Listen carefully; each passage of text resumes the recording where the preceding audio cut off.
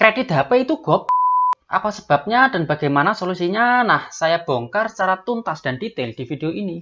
Tonton sampai selesai ya, sehingga kamu bisa dapetin maksud dan inti dari video ini. Bisnis e-commerce atau disebut juga dengan istilah perdagangan online dari tahun ke tahun semakin maju. Banyak hal yang awalnya offline menjadi online, dan salah satunya adalah cicilan online. Nah, kalau zaman dulu orang-orang itu cicil beli sesuatu itu secara offline, sekarang berubah, udah zamannya online. Jadi orang-orang tuh nggak ragu beli apapun. Ironisnya kebanyakan yang dibeli itu konsumtif melalui kredit secara online.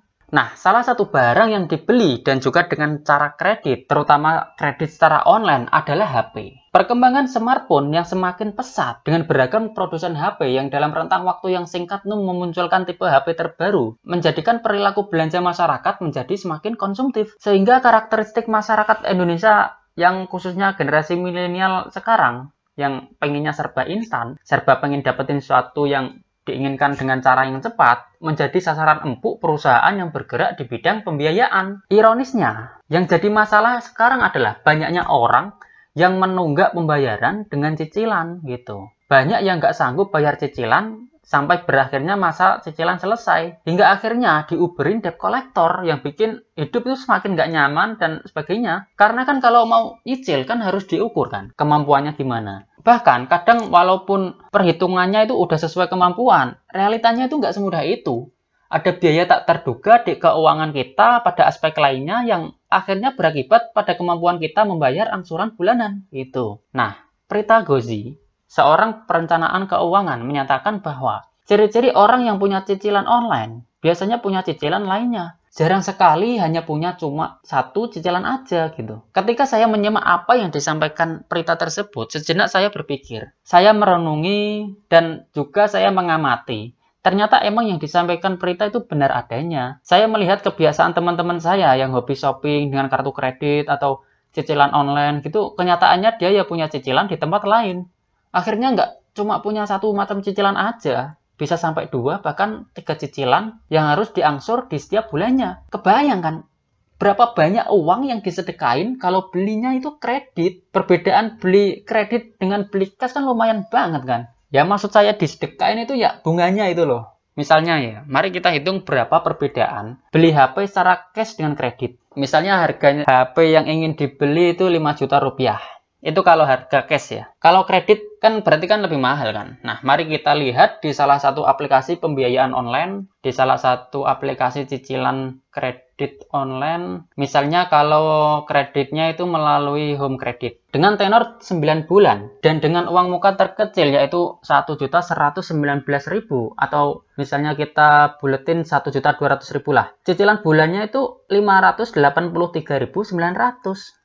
Gitu. Sekarang mari kita hitung dalam 9 bulan berapa yang kamu keluarkan ya. Jadi kalau per bulannya 583.900 per bulan dikali 9 bulan sama dengan berapa? 6.455.100. Kebayang kan? Harga HP yang harganya sebenarnya 5 juta menjadi 6.455.100. Sekitar 30% lah bunganya.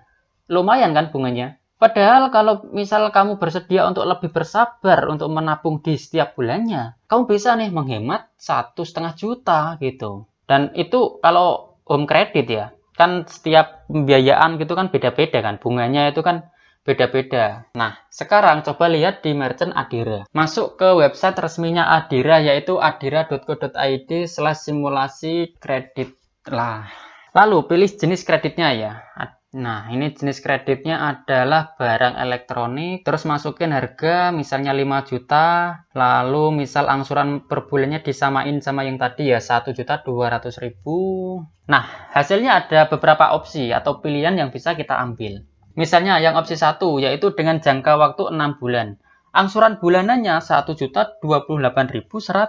Berarti kalau dalam waktu 6 bulan yang kita keluarkan adalah 1.028.100 dikali 6 sama dengan berapa? 6.168.600. Ditambah uang muka 1.200.000 berarti 6.168.600 ditambah 1.200.000 sama dengan 7.368.600. Wih, tambah gila banget kan? itu belum termasuk biaya admin loh ya. Anggap aja biaya admin 100.000. Berarti kan 7.468.600. Itu yang kita keluarkan untuk HP dengan harga 5 juta. Bunganya itu 50% malah. Udah hampir 50%. Parah banget kan itu. Makanya saya bikin video ini tuh maksud saya bikin video ini adalah mengajak untuk menghindari yang namanya kredit HP. Karena kredit HP itu kan sangat nggak ramah di kantong kan. Bikin kantong kering. Bikin kanker kantong kering. Karena bunganya itu emang gila-gilaan. Dan menurut saya jika ingin beli HP karena keinginan, mending ditabung aja. Setelah beberapa bulan ya baru beli secara cash atau... Tapi kalau karena kebutuhan, misalnya kalau profesinya ojek online gitu ya, kamu bisa lah beli yang second gitu. HP bekas yang masih bagus dengan harga miring banyak banget kok. Coba kamu buka website olf.co.id. Di website iklan baris yang ya pastinya udah ternama ini, bisa kita temukan beragam HP, berbagai merek beserta tipenya. Yang bekas masih bagus juga banyak, harganya miring juga. Kalau emang butuh HP urgent, cari smartphone yang harganya itu 500 ribuan, juga udah worth it kok, kalau dipakai buat ojol gitu. Atau bisa juga di grup Facebook, juga bisa kamu explore, kamu ikut tuh grup jual beli HP gitu. Dan joinnya itu beberapa grup.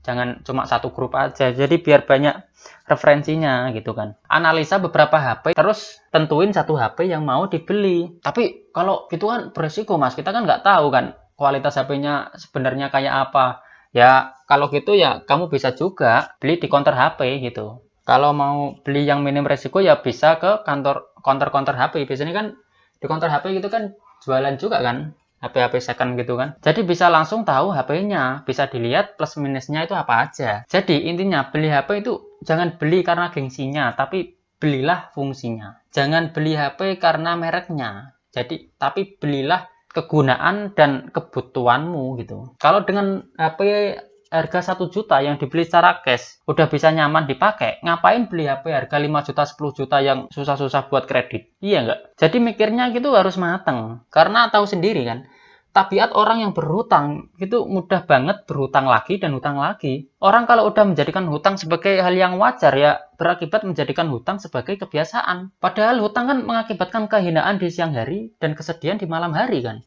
Hutang juga mengakibatkan kebiasaan berdusta. Sekarang gini deh ya, berapa banyak orang yang hutang ke kamu, terus berapa banyak yang bayar tepat waktu? Nah, coba pikir lagi, berapa banyak gitu. Atau jangankan bayar tepat waktu deh, berapa banyak yang bayar, udah gitu aja. Soalnya kan ya tahu sendiri lah ya, orang hutang kan banyak juga yang ngeplang kan, nggak bayar gitu. Nah itu emang tabiat orang berhutang itu kayak gitu. Jadi paham kan ya, kenapa kalau saya pribadi anti banget dengan yang namanya hutang, apalagi beli HP secara kredit. Waduh, parah pokoknya.